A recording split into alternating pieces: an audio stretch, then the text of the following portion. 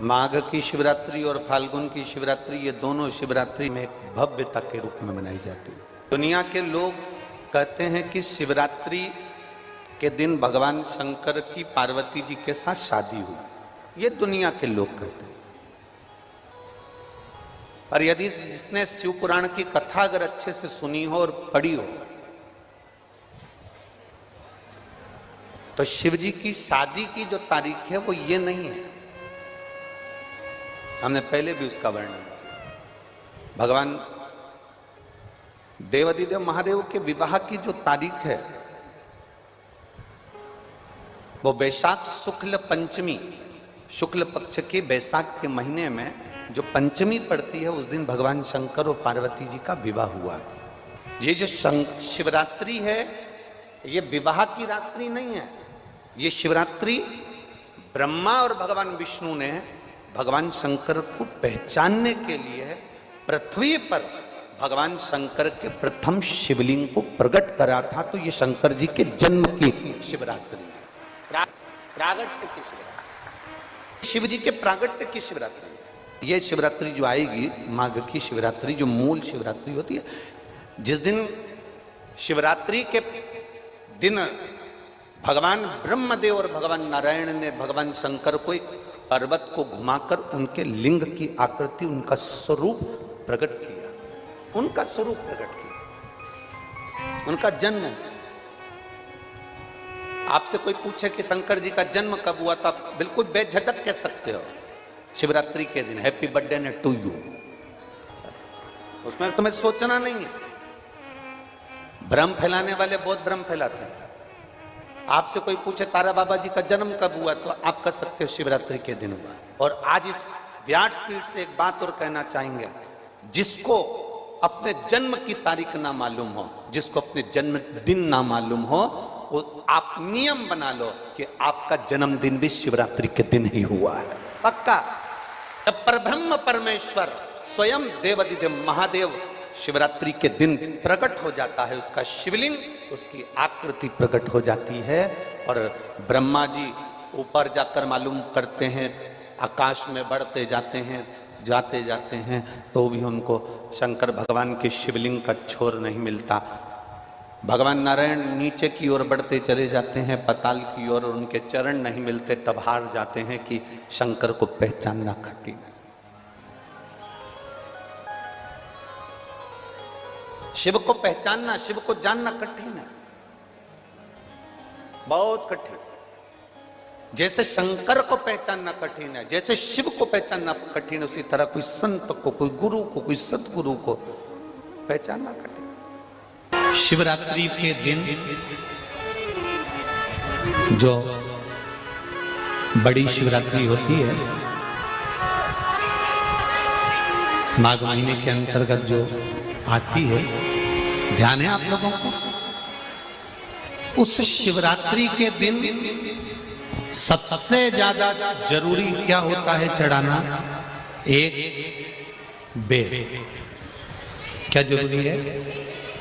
क्या बोलते हो? बेर की बोर, जो भी बोलते हो, जिसमें गुठली होती है और अपन लोग बोर खाते हैं, बेर खाते हैं। मात्र एक बोर, एक बेर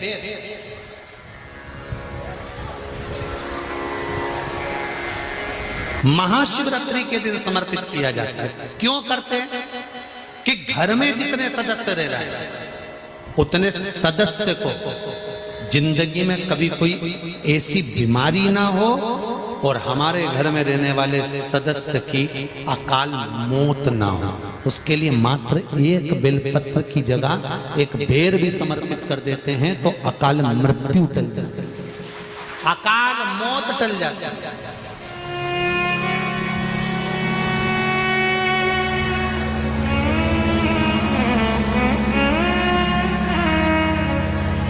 12 महीने शिवरात्रि आती है, जिसको 12 मासिक शिवरात्रि कहते हैं।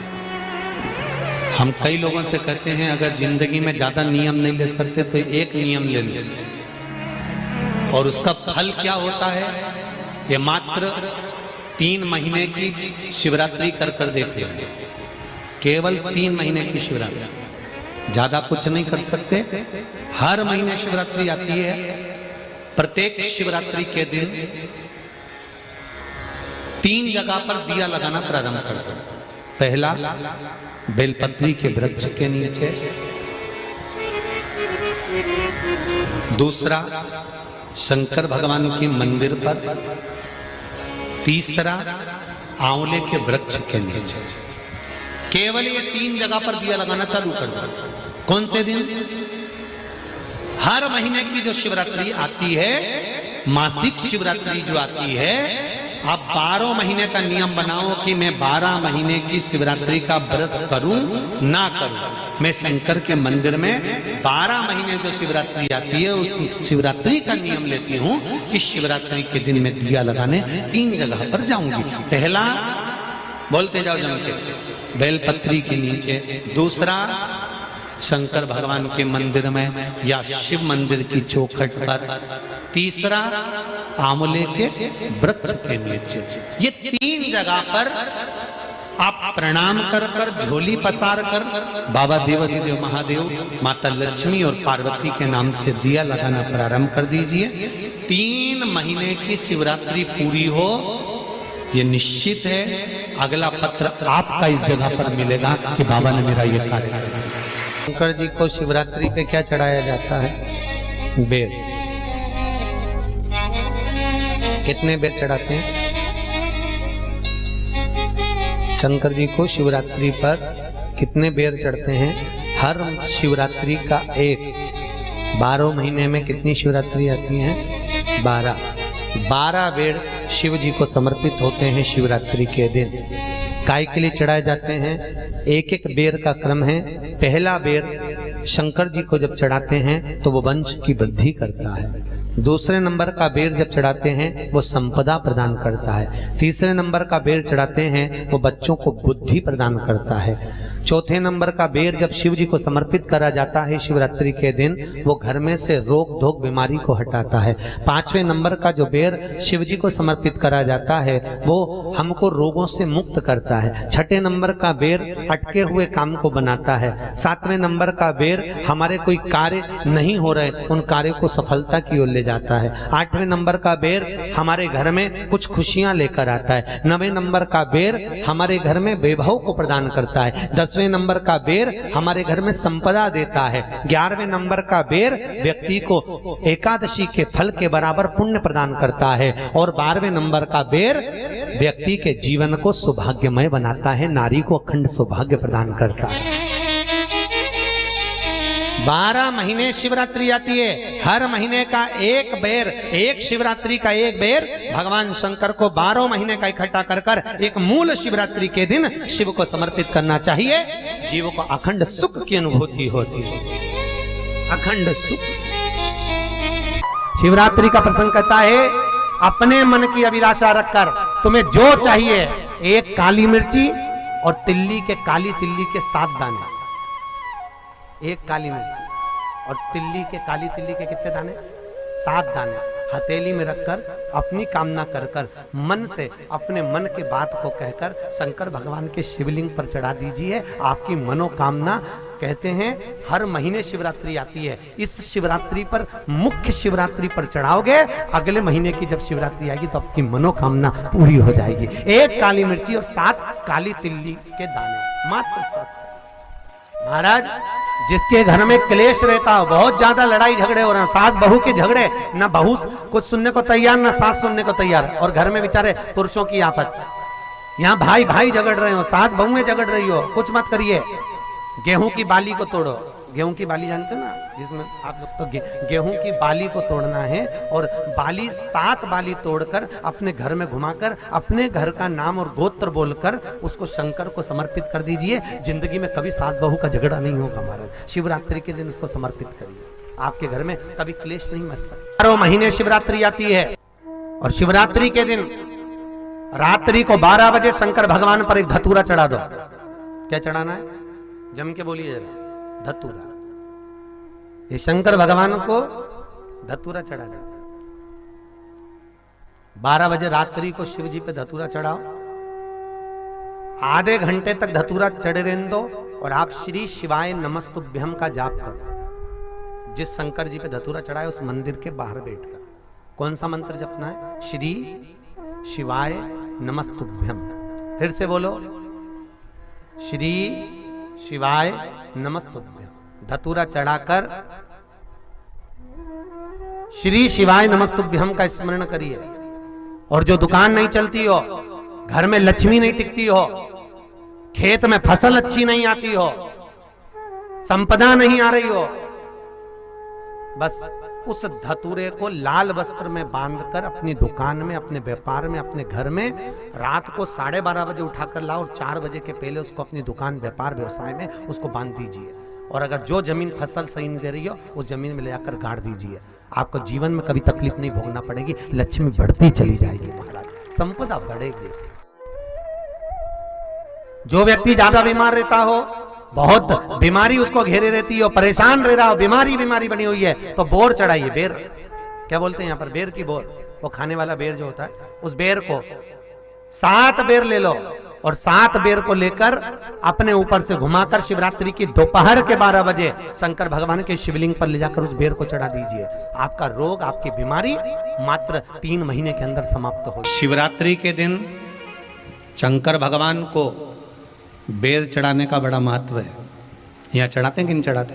चढ़ाते हैं। शिवरात्रि के दिन बेर चढ़ाने का बड़ा महत्व है। और शिवरात्रि पर चढ़ा हुआ वो बेर उठाकर ले आइए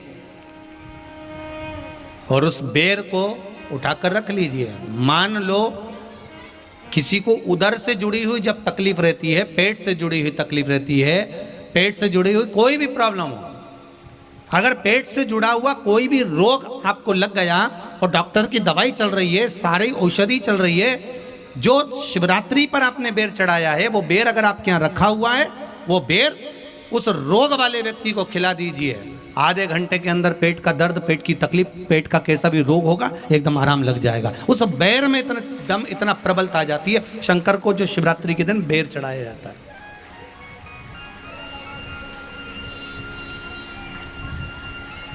भगवान शिव पर समर्पित हुआ वो बेर का इतना महत्व महाराज।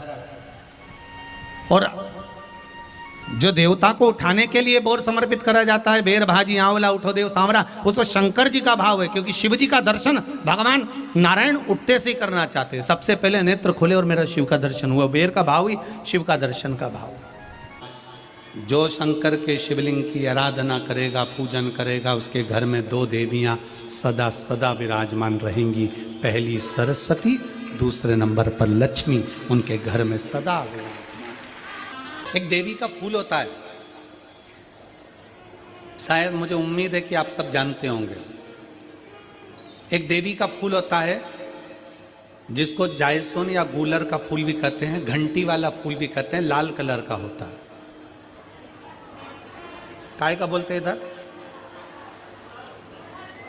गुड़ल, गुड़र का फूल, जायसोन का फूल लाल कलर का होता है, जिसमें घंटी निकली रहती है एक छोटी सी, उसमें पीले पीले पीले पीले ताने रहते।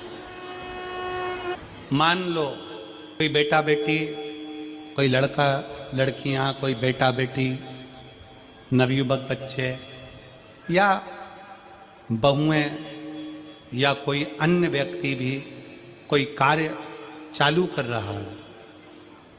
मान लो कोई कार्य आप चालू कर रहे हैं, एजुकेशन के लिए बढ़ रहे हैं, या आपने कोई लक्ष्य बनाया है कि मुझे इस कंपटीशन एग्जाम में बैठना है, इस कंपटीशन एग्जाम में बैठना है और मेरा इसमें पास होना जरूरी है, और मैं जो चीज पढ़ती हूं ना मैं भूल जाती हूं। मैं अध्ययन करता हूं और भूल जाता हूं। कई माताएं भी ऐसी हैं 40, 45, 50 साल, 60 साल की हो गई, 60, 70 साल की हो रही हैं। कई बार कह देती हैं मेरी याददाश्त ठीक नहीं है, मैं कोई सामान रखती हूँ भूल जाती हूँ, मेरी याददाश्त में नहीं रहती। कोई भाई भाई लोग कह देते हैं मेरी याददाश्त में नहीं रहता, मैं भूल जाता हूँ। कोई कहकर गया मुझसे बात कर लेना और मैं भूल गया कि मेरे को उससे बात करना था। कई बार मुझे मनी मंजिल तक पहुंचना है, तो शिव महापुराण की कथा कहती है आप अपने परिश्रम को 4 गुना बढ़ाओ, मेहनत 4 गुना करो, पढ़ाई 4 गुना करो, अध्ययन 4 गुना करो, दिन रात एक कर दो। और साथ में जो अशोक सुंदरी की जगह है, ये शिवलिंग समझ लेना जरा, ये जलाधारी पार्वती जी का हस्त कमल, ये शिवलिंग, ये जलाधारी, और यहां से जल बहता है। राइट में गणेश जी, लेफ्ट में कार्तिकेय जी, और बीच में जम के बोलो जरा अशोक सुंदरी। ये बीच की जगह जो घंटी वाला फूल होता है, जिसको आप लोग जायसवन बोलें कि आपके क्षेत्र में गुलर बोलें, देवी जी को चढ़ता है। देवी जी का अति प्रिय पुष्प है, माता रानी का वो लाल पुष्प अति प्रिय। उसी पुष्प को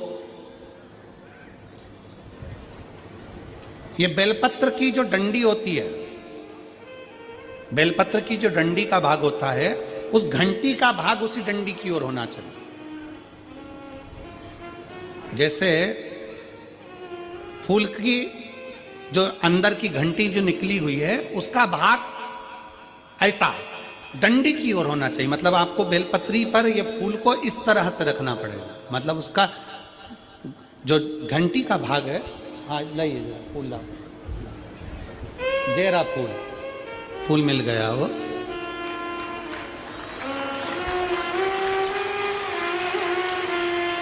फूल मिल गया। भारत में फूल जल्दी मिल भी जाता है, मिल गया। अब ये फूल और इस फूल की जो घंटी का भाग है वो इस डंडी की ओर हो, मारे डंडी के साइड। अपनी कामना कर कर, अपना नाम और गोत्र का स्मरण कर कर, शिव जी से अपने मन का भाव बोलकर इस फूल को और इस बेलपत्र को 12 महीने शिवरात्रि पड़ती है। किसी भी शिवरात्रि पर अशोक सुंदरी वाली जगह पर, शंकर के शिवलिंग की ओर जो अशोक सुंदरी की जगह है, वहां पर डंडी और घंटी का मुख शिवलिंग की ओर होते हुए उस बेलपत्र को समर्पित करो। कब करना है? पहले 1 लोटा जल समर्पित कर कर, फिर ये बेलपत्र अपनी कामना कर कर, बाबा से विनय कर कर, बाबा मेरा ये कंपटीशन एग्जाम है, मैं पढ़ूंगी, 4 गुना मेहनत करो, अध्ययन करो, अच्छी पढ़ाई करो, दिल से पढ़ो, रात दिन एक कर दो, और 1 घंटी का पुष्प, 1 बेलपत्र, जब तक तुम्हारा एग्जाम ना आए, 4 महीना, 5 महीना, 3 महीना, प्रत्येक शिवरात्रि, हर महीने शिवरात्रि आती है, प्रत्येक शिवरात्रि पर समर्पित करो। आप अपने लक्ष्य तक पहुंचोगे ही, कोई रोक नहीं सकता। आप अपने लक्ष्य तक, अपनी मंजिल तक पहुंच ही जाओगे।